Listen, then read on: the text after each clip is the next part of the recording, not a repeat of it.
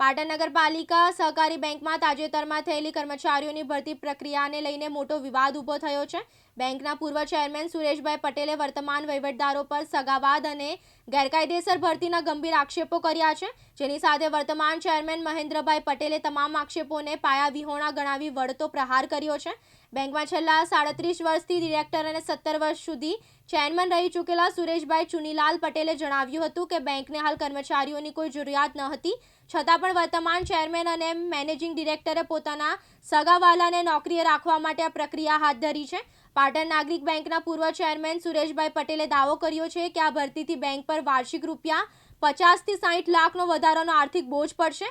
સભાસદોને અપાતી ભેટ અને નવા ખાતા ખોલાવવાની પ્રક્રિયામાં પણ નિયમોનું ઉલ્લંઘન થતું હોવાનો તેમણે આક્ષેપ કર્યો છે। આ મામલે તેણે રિઝર્વ બેંકમાં પણ ફરિયાદ કરી છે। વર્તમાન ચેરમેન મહેન્દ્રભાઈ પટેલે આ તમામ આરોપોનું ખંડન કરતા જણાવ્યું હતું કે ભરતી પ્રક્રિયા નિયમ મુજબ અને બોર્ડ ઓફ ડિરેક્ટરની મંજૂરીથી જ કરવામાં આવી છે। 18 ડિસેમ્બર 2025ના રોજ દૈનિક પત્રમાં જાહેરાત આપવામાં આવી હતી અને સરકારના અનુબંધન પોર્ટલ પર પણ તેની વિગતો મુકાઈ હતી। ક્લાર્કની 12 જગ્યાઓ માટે 78 અને પટાવાળાની 1 જગ્યા માટે 18 ઉમેદવારોએ અરજી કરી હતી। નિષ્ણાંતોની હાજરીમાં ઇન્ટરવ્યૂ લઈને જ પસંદગી યાદી તૈયાર કરવામાં આવી છે। વર્તમાન ચેરમેન મહેન્દ્રભાઈ પટેલે પૂર્વ ચેરમેન પર પણ વળતો પ્રહાર કરતા કહ્યું કે સુરેશભાઈના શાસનકાળ દરમિયાન પણ તેમના સગાવાલા બેંકમાં નોકરીએ લાગ્યા હતા। વર્તમાન વિવાદ પાછળ અંગત કારણો હોઈ શકે છે।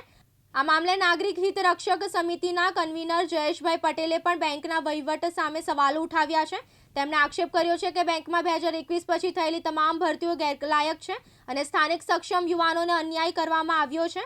આ અંગે પાટણ જિલ્લા કલેક્ટર અને રજિસ્ટ્રારને પણ રજૂઆત કરવામાં આવી છે। બેંકમાં વર્તમાન ચેરમેન મહેન્દ્રભાઈ પટેલ, મેનેજિંગ ડિરેક્ટર ભરતભાઈ પટેલ અને એમના સાથી ડિરેક્ટરો દ્વારા જે બેંકમાં જરૂરિયાત નથી છતાં પણ ખોટી રીતે ગેરકાયદેસર રીતે પોતાના સગાવાલાને ઠેકાણે પાડવા માટે ભરતી પ્રક્રિયા ઊભી કરી છે। મેં એ બેંકની મિટિંગમાં જ કહ્યું હતું કે ભાઈ આપણે 300 કરોડની ડિપોઝિટ છે અને 150 કરોડનું ધિરાણ છે, તો આ રિવર્સ કહેવાય, આ ઊંધું થાય અને 50-60 લાખ રૂપિયાનો બોજો બેંકને વધારાનો પડે, એટલે આ વસ્તુ બેંકના હિત માટે નથી અને આપણે સભાસદોનો ગ્રાહકોનો દ્રોહ કરીએ છીએ। પરંતુ જે સ્વાર્થ આગળ આંધળા હોય એમને તો એવું જ હતું કે હું મરતો જાઉં અને મારતો જાઉં, મારા સગાવાલાને ઠેકાણે પાડી દઉં અને મેં આ કર્યું। અને મહેન્દ્રભાઈ, મારે તમને પૂછવું છે કે તમે તમારી 2.5 વર્ષની મુદત દરમિયાન તમે શું કામ કર્યું એ જનતાને જણાવો। તમે નવી શાખા ખોલી, ધિરાણ વધાર્યું કે ઉઘરાણી વધારે લાવ્યા કે તમે કર્યું શું એ જનતા સમક્ષ મૂકો। તમે કર્મચારીઓને ધમકાવવા સિવાય, બીવડાવવા સિવાય કોઈ કામ નથી કર્યું। બીજું કે હાલમાં ગિફ્ટ વેચવામાં આવે છે, જે 25 રૂપિયાનો સભાસદ 50 વર્ષ પહેલાં, 60 વર્ષ પહેલાં જે વ્યક્તિ સભાસદ બન્યા હતા એની આજે વેલ્યુ 30,000ની ગણાય, એને 25 રૂપિયા જ મળે છે, છતાં પણ 975 ભરાવે છે, 1000 રૂપિયાનું ખાતું ખોલાવે છે, જે ખરેખર નિયમની વિરુદ્ધ છે। બીજું કે જે ઘરડા માણસો હોય, લકવાગ્રસ્ત હોય, જે ચાલી શકે એવા નથી, અપાહિત છે, એવા લોકોને બેંકમાં ફરજિયાત બોલાવે છે। રિઝર્વ બેંક દ્વારા પણ, સ્ટેટ બેંક દ્વારા પણ, બરોડા બેંક દ્વારા પણ એવું કહેવામાં આવે છે પોતાના પેન્શન ધારકોને જે આવી શકે તેમ ના હોય એમને ગેરસહી લેવડાવે છે। એની જગ્યાએ આ લોકો ખોટા ધક્કા ખવડાવે છે। ભાઈ, 25 રૂપિયાનો શેર એમનો હતો, એમની મૂડી હતી અને બેંકમાં જે તે ટાઈમે રોક્યા હતા, તો ગિફ્ટ આપવામાં તમને શાનું પેટમાં દુખે છે? તમે લોકોને જણાવો કે તમે સારું કયું કામ કર્યું, તમે નવી શાખા ખોલો છો, તમે ધિરાણ વધાર્યું, ઉઘરાણી કરી, તમે નવું કામ કોઈ કરતા હો તો એ જણાવો। ખોટી રીતે હેરાન કરવાનું બંધ કરો। મેં આ બાબતે રિઝર્વ બેંકમાં પણ ફરિયાદ કરી છે અને મને વિશ્વાસ છે રિઝર્વ બેંક આ ખોટી રીતે થયેલા ભરતી લોકોને છૂટા કરશે અને આવનાર સમયની અંદર બેંક તો સદ્ધર છે અને સદ્ધર રહેવાની છે। જે મહેન્દ્રભાઈએ કીધું તેમ કે મેં ચેરમેન હતો ત્યારે ભરતી કરી હતી, એ મારા દીકરાની વાઈફનું નામ દે છે, પરંતુ મારે તમને કહેવું છે કે મહેન્દ્રભાઈના દીકરાની વાઈફ પણ બેંકમાં નોકરી કરે છે હાલ. એ કેટલું ભણેલું છે એ જણાવે. હું મારા દીકરાના વાઈફની વાત કરું, એ બેન્કિંગ માટે જે જરૂરી ક્વોલિફાઈડ હતી, આઈટી એન્જિનિયર છે. આજે આખી બેંકમાં આઈટી એન્જિનિયર એક પણ નથી, તો મેં ક્વોલિફાઈડ લીધા છે. બીજું મેનેજર તરીકે મયુરભાઈ છે, જે ગંજ બજારમાં તમે એપીએમસીની શાખામાં જોઈ આવો. એની કર્મઠ વ્યક્તિ છે, કામગીરીની સુંદર કામગીરીનું આખું ગંજ એમની ફેવર કરે છે. એટલે મેં કોઈ બિન ક્વોલિફાઈડ વ્યક્તિને લીધા નથી. સુરેશભાઈ ચુનીલાલ પટેલ, હું છેલ્લા 37 વર્ષથી પાટણ નાગરિક સહકારી બેંકમાં ડાયરેક્ટર છું. એ દરમિયાન 17 વર્ષ ચેરમેન રહ્યો છું. પાટણ નાગરિક સહકારી બેંકમાં જે ભરતી કરવામાં આવી છે ટૂંક સમયમાં કરવામાં આવી નથી. 10/10/2025ની બોર્ડ ઓફ ડિરેક્ટરની મિટિંગમાં બેંક દ્વારા જે ત્રિમાસિક પત્રકો જિલ્લા રોજગારમાં મોકલવામાં આવે છે અને એમાં બેંકમાં કેટલા કર્મચારીઓ ક્યાં ક્યાં જરૂરિયાત છે તે પણ જણાવવામાં આવે છે. એ મુજબ 10/10/2025ની બોર્ડ ઓફ ડિરેક્ટરની મિટિંગમાં તમામ ડિરેક્ટરોએ સર્વાનુમતે આ ભરતીનો નિર્ણય કરેલો અને એ મુજબ કમિટી બનાવેલી. એ કમિટીમાં ચેરમેન હું જ હતો, અમારા આશીષભાઈ ડિરેક્ટર હતા અને મેનેજર ફંડની કમિટી બનાવેલી અને એ કમિટીને સંપૂર્ણ અધિકાર આપેલા. અને એ અધિકારની એવી એ કમિટીએ 2 એક્સપર્ટની નિમણૂક કરેલી અને 2 એક્સપર્ટની નિમણૂક સાથે કુલ 5ની કમિટી થયેલી અને 18/12/2025ના દૈનિક પત્રોમાં જાહેરાત આપવામાં આવેલી. ત્યારબાદ સરકારના અનુબંધમ પોર્ટલ ઉપર જે રોજગાર કચેરીનું પોર્ટલ છે એના મૂકવામાં આવેલી આ જાહેરાત 20 અને 21 તારીખ 2 તારીખે અનુક્રમે મૂકવામાં આવેલી અને એ અનુસંધાને ક્લાર્કની જે 12 જગ્યાઓ હતી એમાં 76 લોકોએ અરજી કરેલી ઓફલાઈન અને ઓનલાઈન સાથે. ઉપરાંત આઈટી ક્લાર્કમાં ફક્ત 2 વ્યક્તિઓએ અરજ કરેલી અને પટાવાળાની 1 જગ્યા માટે 18 લોકોએ અરજી કરેલી. અને આ તમામના ઇન્ટરવ્યૂ તારીખ 10/1/2026ના રોજ એવિન પ્રાથમિક શાળામાં ગોઠવવામાં આવેલા અને એમાં લગભગ 24 સભ્યો હાજર રહેલા. આઈટી ક્લાર્કમાં ફક્ત 1 જ ઉમેદવાર હાજર રહેલા, બીજા ઉમેદવાર જે અરજી કરી ગેરહાજર રહેલા. પટાવાળામાં 3 ઉમેદવાર હાજર રહેલા, બાકીના 15 લોકો ગેરહાજર રહેલા. એવી જ રીતે 76 એપ્લિકેશન જે ક્લાર્કની જગ્યામાં હતી એમાંથી લગભગ 22 જણા 20 કે 22 જણા હાજર રહેલા. આમ તમામ જે હાજર રહેલા લોકો હતા, ઉમેદવારો હતા, એમના ઇન્ટરવ્યૂ એક્સપર્ટની હાજરીમાં લેવામાં આવેલા અને એ બનાવવાએ પસંદગીની આખી લિસ્ટ બનાવવામાં આવેલું અને પસંદગીનું જે લિસ્ટ બન્યું એ જ મુજબ એનો રિપોર્ટ ડિરેક્ટરની માગણી અમે બોર્ડમાં 13 તારીખના બોર્ડમાં રજૂ કરેલું અને બોર્ડે સર્વાનુમતે હાજર તમામ સભ્યોએ સર્વાનુમતે એ લોકોને નિમણૂક પત્રો આપવાનો ઠરાવ કરેલો અને એ આધારે નિમણૂક પત્રો આપી કાયદેસરની કાર્યવાહી કરેલી છે.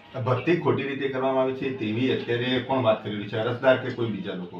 જે ભરતીની ખોટી વાત કરી રહી છે એમને કોઈ લોકલ સ્ટેન્ડ નથી. એમને આ ભરતી સાચી કે ખોટી એ કહેવાનો કોઈ અધિકાર નથી, કેમ કે વ્યક્તિઓ કોઈ ઇન્ટરવ્યુમાં હાજર રહ્યા નથી, કે એમને કોઈ અરજી કરી નથી. કંઈ શૈક્ષણિક લાયકાત ધરાવતા ના હોય એવા લોકો આ ભરતીનો વિરોધ કરી રહ્યા છે. ભરતીનો વિરોધ જેને કરવો હોય તો ઇન્ટરવ્યુમાં જે હાજર રહ્યા હોય અને અન્યાય થયો હોય એના જ અધિકાર છે. એ પૈકીના કોઈએ એનો વાંધો ઉઠાવ્યો નથી અને આ અન્ય લોકો આ ભરતીની બાબતમાં ખોટી રીતે કૂદી પડ્યા. આ બેંકના પૂર્વ ચેરમેન જ આક્ષેપ કરી રહ્યા છે ગેરરીતિ થઈ છે, શું કહેશો આપ? પૂર્વ ચેરમેનના આક્ષેપનો મેં 2 દિવસ પહેલાં જવાબ આપી દીધો છે અને હજી ફરી આપના માધ્યમથી જવાબ ફરી આપું છું કે પૂર્વ ચેરમેને પણ આ ગેરરીતિની જે વાતો કરી છે એમાં 10/10/2025ની સામાન્ય સભામાં પણ બોર્ડ ઓફ ડિરેક્ટરની સભામાં હાજર હતા અને એમની હાજરી પત્રકમાં સહી છે અને ઠરાવ પણ જે થયો છે એનો પણ કોઈને કોઈ વાંધો લીધો આજ દિવસ સુધી કોઈ લેખિતમાં બોર્ડની મિટિંગમાં વાંધો લીધો નથી. બીજી વાત છે, પૂર્વ ચેરમેનના આપના માધ્યમથી મારે જણાવવું છે કે એમનો સબકો સાળો, સબકો ભાણો અને સગી દીકરાની બહુ એ નોકરીમાં રાખી છે. ત્યારે એમને એ ચેરમેન હતા રાખી છે. ખરેખર એમને આવો સદાવર્ગનો કે બીજો આક્ષેપ કરવાનો એમને નૈતિક કોઈ અધિકાર નથી. અને એમને બીજો પણ આક્ષેપ કર્યો છે નાણાકીય ગેરરીતિનો. તો મારી ખુલ્લી ચેલેન્જ છે કે એમના ચેરમેનપણા હેઠળ અને મારા ચેરમેનપણા સમયગાળા દરમિયાન જે ખોટી ગેરરીતિ થઈ હોય એ ઉજાગર કરે અને ઈડી કે સીબીઆઈની તપાસ કરે કે પોલીસ કેસ કરી એની તપાસ કરાવે. અમે એ માટે તૈયાર છીએ. આટલા વર્ષોમાં કોઈ વિવાદ થયો નથી, કેમ પહેલી વખત જ આટલા વર્ષોમાં વિવાદ થવાનું? વિવાદ થવાના અંગત કારણો હોઈ શકે છે. ઘણીવાર દુઃખ પેટને કૂટે માથું. વિવાદ થવાનો કારણ મને ચોક્કસ રીતે ખબર છે. હજી ખુલ્લા કહું છું કે બોર્ડની મિટિંગમાં એવું કહ્યું હતું કે મારા પિતા અમે અત્યારે જે ભેટ આપવાનું ચાલુ કર્યું છે એમાં ખાસ કરી અને જે મૈયત લોકો વર્ષોથી ખોટી ભેટો લઈ જાય છે, જે પેઢીઓ બંધ થઈ જે ખોટી ભેટ લઈ જાય છે એ તમામ સાચી દિશામાં જાય અને સભાસદોને વધુમાં સારો લાભ મળે એ દિશામાં આગળ વધવા માટે કર્યું. એમને ગમતું નહોતું. એમના પિતાની ભેટ 40 વર્ષથી લે છે. ગર્વથી બોર્ડની મિટિંગમાં બોલ્યા હતા કે હું લઉં છું અને ચાલુ રાખવું જોઈએ. અને આવા કેટલા લોકોની એ લોકો વકીલાત કરી રહ્યા છે કે આવા લોકોને ભેટો આપવી જોઈએ. ત્યારે હું સ્પષ્ટપણે માનું છું કે જે મૈયત લોકો હોય એમને નૈતિક રીતે સભાસદપણું રદ કરી દેવું જોઈએ અને એમને અમે ભેટ ખરેખર ન આપવી જોઈએ. પણ છતાં બેંક સહાનુભૂતિપૂર્વક ભેટ આપી રહી છે સ્વીકારી અને બેંક જે કામ કરી રહી છે અત્યારે પારદર્શક રીતે એમાં તમામ સભાસદોએ સભાસદોને ડિરેક્ટર સહકાર આપવો જોઈએ. આપનું શું નામ ને શું હોદ્દો? મારું નામ મહેન્દ્ર કે પટેલ એડવોકેટ છું અને પાટણ નાગરિક બેંકમાં ચેરમેન છું. પાટણ નાગરિક બેંકની અંદર તાજેતરમાં બેંક વિવાદમાં આવી છે ગેરકાયદેસર ભરતીના કારણે. આરબીઆઈની ગાઈડલાઈન મુજબ વર્તમાન ડિરેક્ટરો ફરીથી ચૂંટણી લડી શકવાના નથી અને લડે તો ગેરલાયક ઠરવાના છે. એટલે જતાં અત્યાર સુધી પોતાના ઘરના 2-3 જણાને નોકરીમાં ઘુસાડ્યા પછી પણ એમને સંતોષ ન થતા જતાં પોતાના બીજા 14 મળે તેઓને નોકરીમાં ઘુસાડી બેંકને ગંભીર આર્થિક નુકસાનદેહ તરફ ધકેલ્યું છે. અને આ ભરતી સંપૂર્ણપણે ગેરલાયક છે એવું ખુદ બેંકના પૂર્વ ચેરમેન સુરેશભાઈ પટેલ પણ આક્ષેપ કરી ચૂક્યા છે. પાટણના નગરજનો પણ જાણે છે કે આ ભરતી ગેરલાયક છે. તો અમે વારંવાર જિલ્લા કલેક્ટર, જિલ્લા રજિસ્ટ્રારમાં પણ એની વિશે રજૂઆત કરેલી છે. અને આ ભરતી 2021 પછીની તમામ ભરતી ગેરલાયક ઠરાય તો પાટણના નગરજનોની બનેલી આ બેંકની અંદર પાટણના દરેક સમાજના યુવાનો, જે બેરોજગાર યુવાનો હોય એને યોગ્ય પાત્રતા ધરાવતા એમને પણ ચોક્કસ ચાન્સ મળે તો સાચા અર્થમાં પાટણ નાગરિક બેંક જળવાઈ રહે. અને આ કૌભાંડીઓએ જો આવું જ કૌભાંડ કરવું હોય તો નાગરિક બેંકનું બોર્ડ હટાવીને એમના બાપ દાદાની પેઢીનું બોર્ડ મારી દેવું જોઈએ. હમણાં તાજેતરમાં જે નતા એ લોકોને પાછા લાવીને બેસાડી દેવામાં આવે છે. હમણાં થોડી વાર પહેલાં તમે કીધું શું છે? હા, એ સંપૂર્ણપણે ગેરલાયક ભરતી છે અને કોઈ પોર્ટલના નિયમો નથી એવું ચેરમેન કહે છે. બનાસકાંઠા અને સાબરકાંઠાના લીડરથી લોકો ઇન્ટરવ્યૂ આપવા આવ્યા હતા. તમે કયા પેપરમાં જાહેરાત હતી? પાટણની અંદર 16 વર્તમાનપત્રો જાહેર થાય છે તો એમાં તમે ભરતીની જાહેરાત કેમ ના આપી? તમારા મળતિયાઓ રોજ નાની અંકલેશ્વરમાં કોઈ ચોકિયાતની ભરતીની જાહેરાત હોય તો એ વોટ્સએપ ગ્રુપમાં મૂકતા હોય તો આટલી મોટી પાટણના નગરજનો, પાટણના યુવાનોને જ્યારે આટલો મોટો મોકો મળવાનો તો એ ભરતીની જાહેરાત તમે કેમ ના મૂકી? આ ચેરમેન સતત જુઠ્ઠા છે. અમે આજીવન ક્યારે સાચું બોલ્યા નથી.